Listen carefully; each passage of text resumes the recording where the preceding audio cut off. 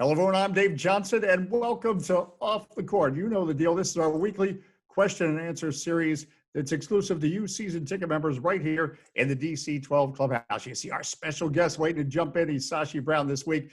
And that's the deal. You're going to hear directly from individuals that make up the Monumental basketball department as we get an inside look on the 2021 season. Well, it's tough to say, but excited that it's coming.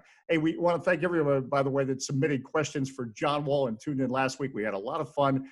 But this week, so pleased to be joined by Sashi Brown. He's the Chief Planning and Operations Officer for Monumental Basketball. First of all, Sashi, I start every conversation like this as we've gone through this. It's just great to see you. And how you doing through this period is, you know what, we're actually starting to talk about a new season perhaps coming up. Yeah, I'm doing well, Dave. Great to see you. Of course, miss hearing your voice, missing the sound of the ball echoing through our facility. But we're doing well. A lot of perspective, a lot of things we took for granted obviously have changed. I spent a lot of time in this damn room, but we are well and healthy and eager to get back to another playing season. Although it feels like it was just a couple of weeks ago we saw the Lakers and Heat finish up. So we are in a different time, but looking very much brightly towards the future. But again, as we were so proud to be a part of the bubble in Orlando, that was such a sign of accomplishment. And I know we're going to get to some of the season ticket member questions. Again, we appreciate you joining us in the DC 12 Clubhouse for Off the Court with Sashi Brown. But I know a lot of people are just interested, and I talk to so many young people that are interested in the sports business. And you really have a wonderful journey to get to this point with Monumental Basketball. Maybe just share some of the background. I mean, we're talking great schools like Hampton and Harvard. I went to Towson. I can't even spell Harvard. So I mean, this is an incredible background. So give us a little insight into that. Yeah, so I'm a New England kid where basketball largely is king up that way, and grew up loving basketball. Basketball is in my blood. My grandfather actually was a coach at Kentucky State. So it's in my blood through Kentucky and through my family, and grew up with a real passion for basketball. As you said, moved out of the Northeast to the Mid-Atlantic to Hampton for undergrad, and then went to Harvard for law school, and came back to DC, again back to the Mid-Atlantic. Me and my family very much consider the city home for us, and started my practice here as a lawyer, seems like 2 lifetimes ago. Quickly moved in-house to an NFL team and spent about 15 years in the NFL, both on the business side and also the team operations side, and learned a ton about the sports industry, about team building, and then subsequently moved here in 2018 and sat down with Ted Leonsis and talked about kind of his plan and his challenge moving forward. And we figured out it'd be a good fit for each other. And here I am. So really pleased to have made the leap over from the NFL to the NBA, which was equally a passion of mine, and it's been a super year. And you mentioned some New England roots there. I mean, but is there? I can see by the shirt, you're all red, white, and blue and Wizards. But is there any Celtics in there from your past, or any rooting when you're looking at you're shaking the head? I like to see that. Yeah, definitely not a Celtics fan. Never was, never will be. So we're all Wizards here. All right. Well, we're in the DC 12 Clubhouse. We're visiting with Sashi Brown. We appreciate his time today on Off the Court. And again, let's get to the questions. You ready? And by the way, we have a surprise question for you later on. So I hope you're ready for that. That's going to be part of our trivia challenge. But let's get to some of the season ticket member questions. One is, after previously working, you just kind of mentioned, at a law firm in DC, how excited were you to move back when you first got the job here in the Wizards? I think you actually said your family views DC as home. Yeah. So, I moved here in 2002 and then away for work, and my family, actually all my kids were born elsewhere. We got 3 kids, my wife and I. But we were really pleased when we had the opportunity to kind of figure out where we wanted to settle down. We chose DC actually before the Wizards, so to speak. Monumental chose us. And so we were living here with our children back, and very fortuitous to find the opportunity here. We were really excited to get back to DC. My brother and I had a business here. We ran a jazz club in town for almost 10 years as well. So DC very much has always felt like home. My wife went to University of Maryland.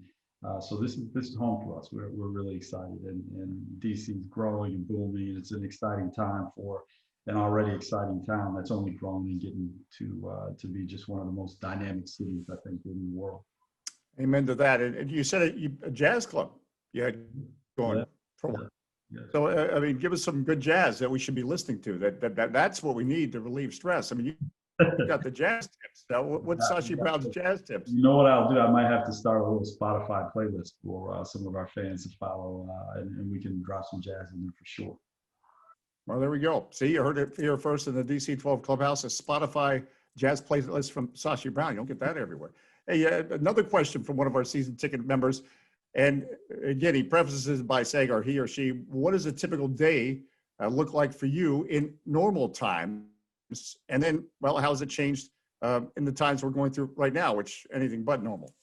Sure. We have kind of 2 days for those of us that are in the front office. Game day, where we spend really the latter half of the day at COA and then playing game and then head home. You guys can imagine what that is. But we'll usually come into the office late morning or midday and get some meetings in and do a little bit of work before the game starts, typically around 7:30. But your typical day, other than those 40 or 50 days when we're playing at home, are pretty much made up of being in the office. We're out at St. Ian Ward 8 and at the MedStar Wizards Performance Center. And we're either in season with the Mystics or we're in season with the Wizards. There's no off season for us. And I spent a lot of time working with staff. We are, building the platform that supports the teams. And Dave, you had kind of talked about my title, and people say, "Oh, that's an unusual title for someone who works for an NBA team." And what do you do day to day? And my job, I think, as we've seen around a lot of leagues, baseball, you're seeing this actually very much with the Dodgers and the Rays, who are both in the World Series right now, is the complexity, the scale of professional sports, particularly the top 4 or 5 sports in the U.S., has really increased multiple folds over the last decade or two. And the job that typically was that of a general manager or a president or something like that in the past has just greatly grown. And what's happened, I think smartly, is teams have started to divide portions of what used to be that job up into 1 or 2 or sometimes 3 or 4 senior executives. And so I'm one of those people, and I work closely with Tommy, who obviously runs Wizards, and Danny Medina, who runs our medical, to kind of put our heads together to try to steer the Wizards forward in a great direction. So that's the job day to day. Specifically, I could be working on something with the facility, something with government affairs. I could be working on something with respect to media relations and strategy with respect to roster research and data and analytics. So the day can take me a lot of different ways. And the big thing we also want to do is make sure we're really tied back into Monumental and what we do in the community as well, supporting our players and getting them engaged in their development and their participation, not only on the floor, but also in Washington, D.C., so that you guys see them out in the community. You fans see them out in the community doing great work, and there's a lot of that goes on as well. Well, yeah, sounds like you're not bored very often. I mean, it's a lot going on there, and multiple teams. We should point out, with the Wizards, but it's with Monumental Basketball. It's a Mystics, it's district gaming, it's everything, and that collaboration and multiple voices is also, as you talk about the complexity of sports now. You really need to find a way to take all those voices and put them together so you have one voice. Am I phrasing that correctly? Yeah, I think that's right, and we're big believers in collaboration, and also getting a lot of ideas on the table so that we can get to the best one, challenge ourselves. Effectively, we want to be excellent, at every single thing that we do and need to do to become a championship level franchise and to sustain that level of performance over time. So you're 100% on it, Dave. And you want the best for all the teams, and you kind of touched on it, but another question we had, your involvement on the business side, and this person is asking specifically about the Wizards. Is there any involvement on the business side? And if you can think back to initiatives that were part of your first year with Monumental Basketball. Yeah, so most of my time is spent on the team side, but I do interface with Jim Van Stone and Patrick Duffy and Dave Tui and a number of other folks who work kind of in the Monumental business operation. And so we have done a number of things to try to create more of synergy and a great working environment for both the business and basketball operation to work much more smoothly together. And we've made some great strides there. Not exciting stuff that you're going to see like an alley oop on the floor, but important stuff in terms of teams that really want to work well and strategically get after advantages that we can take in terms of management of the salary cap and budgeting and so on and so forth. So, but also work closely with our marketing team, and we spend a lot of time trying to figure out kind of the best steps forward. So that's one part of what I do on a day-to-day basis.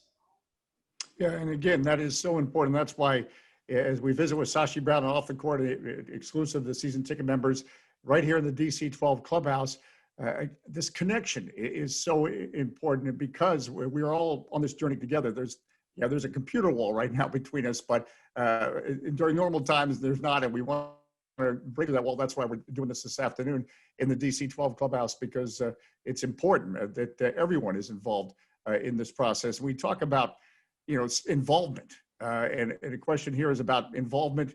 What has been your involvement in the social justice initiatives that the Wizards players have been promoting? Certainly, the Wizards are awfully proud, and Wizards and Mystics for that matter, and the other teams. And I should note the question was about the Wizards, but it was a summer full of really social initiatives that our teams did lead in the forefront, and it got a lot of national attention for that, and attention that it was well needed.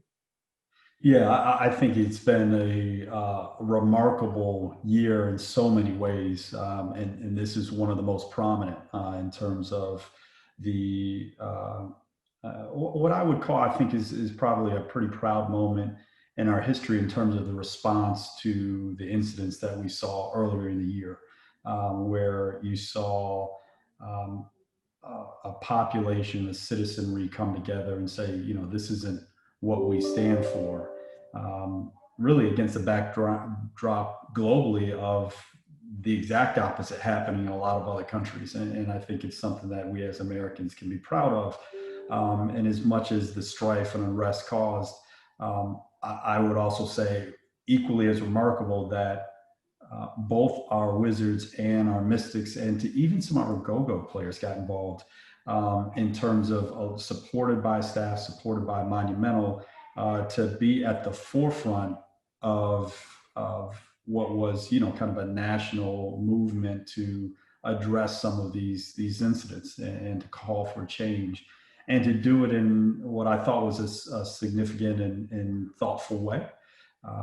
And so right now our facilities are open for open voting in early voting in DC, as one of the results of Monumental sports as a whole, but certainly our players leading on these issues.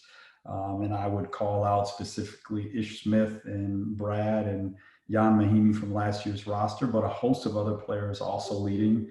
Certainly we had the well-documented march that led from Capital One Arena on Juneteenth to the MLK Memorial, and had speeches. I think folks have probably seen, if you haven't, you need to go check it out, the New York Times article that Tosh and Brad did, Natasha Cloud and Brad did together some about a month and a half ago now, I think, if my dates are right. But really, really important times for our country, for our leagues. And Dave, came from, a league that confronted this, 4, 5, 6 years ago with Colin Kaepernick's kneeling, and, was able to bring some of my experience dealing with athletes, dealing with leagues, dealing with public, dealing with sponsors and fans through that experience, and add that perspective and experience to our conversations in Monumental. And there were a lot of conversations about it. Really, really hard issues, but proud of the way that from ownership right on down, our organization responded, and really proud of those players who really stepped out and put themselves out there in a way that, we all expect. And we say, we want our athletes to do more than collect a check and score buckets, to be great citizens in our community and contribute. I think this is a great example of it. And as you mentioned, very important conversations had to be had at that point, because I think a lot of us said, all right, we have something to say, or we want to help, or how can we help, or what can we do? And Monumental as an organization seemed to be a great clearinghouse, if you will, for all the players to get together and figure out what is the best way forward. So you have a clear message, especially at times like these. It would seem that's so important.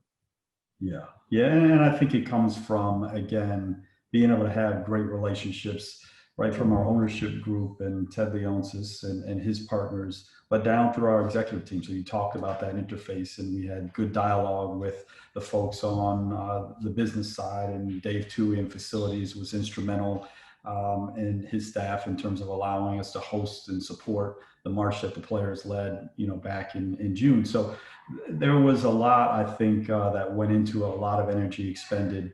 And hopefully we'll see some real change. And talking, I think historically, I think everybody has recognized that this time around felt a little bit different.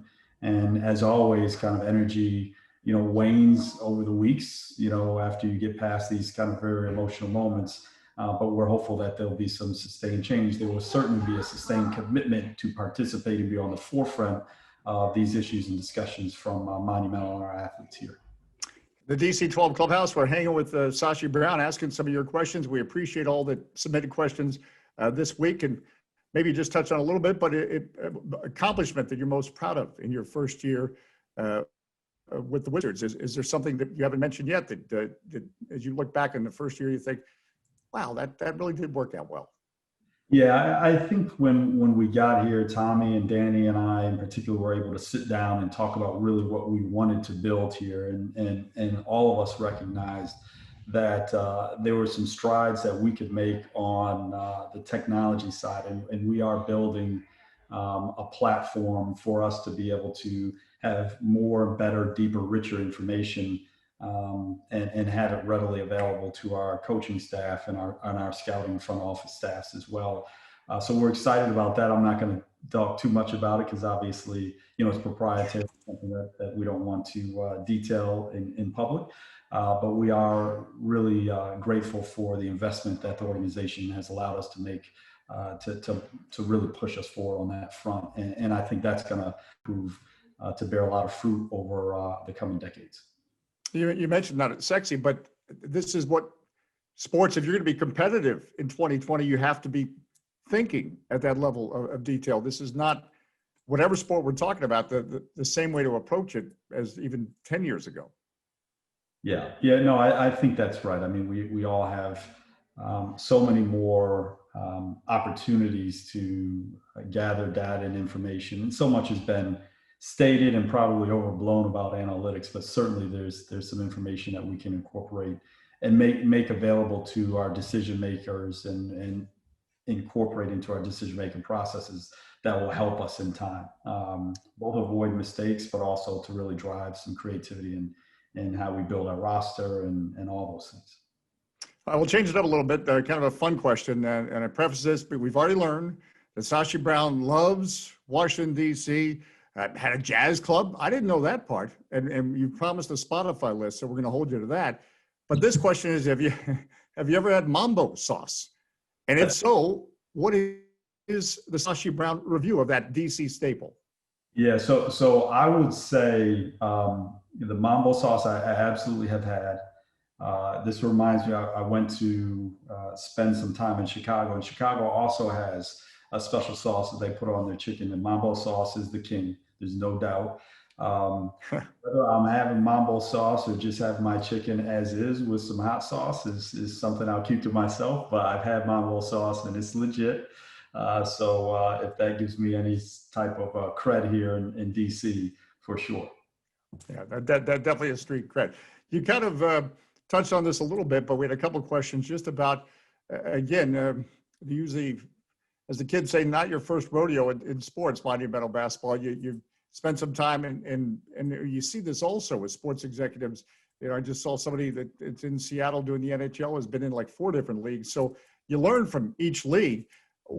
from the NFL, you touched on the Colin Kaepernick as we were talking about social issues, but what else at time in the NFL you think helped you in terms of transitioning to the NBA and WNBA monumental basketball?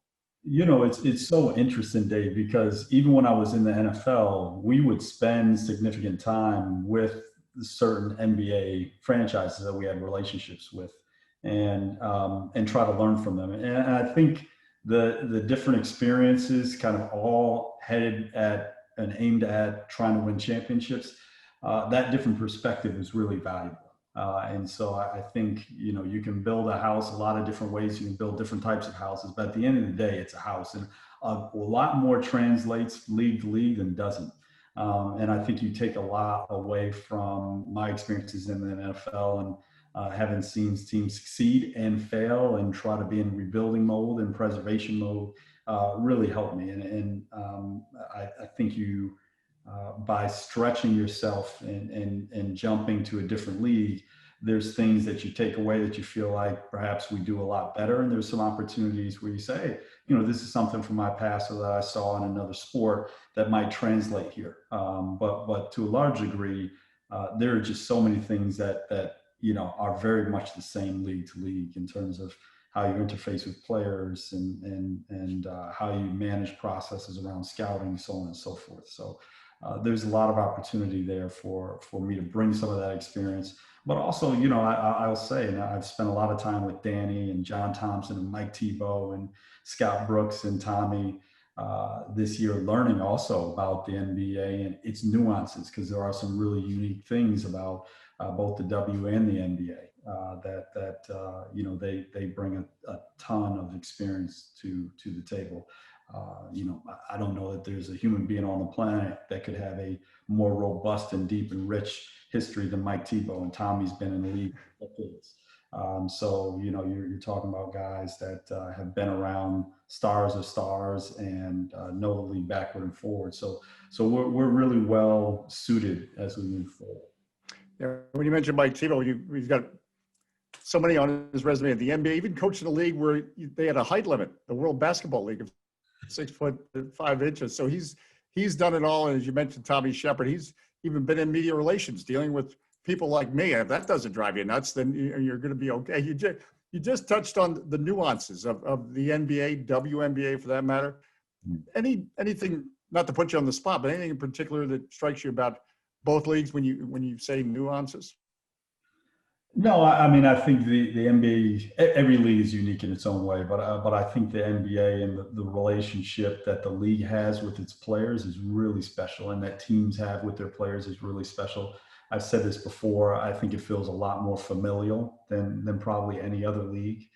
Our rosters are smaller. We play a lot of games. The game is rigorous enough in terms of impact on your body that you spend a lot of time with your players and developing relationships with them, managing their bodies, as opposed to rushing into planning and practice and all those different things. So I think you can have really deep relationships with your athletes, and that makes the league, I think, particularly special. And the league has done a nice job. And I think the great teams, as we do here, do a nice job of embracing those relationships and curating them as well.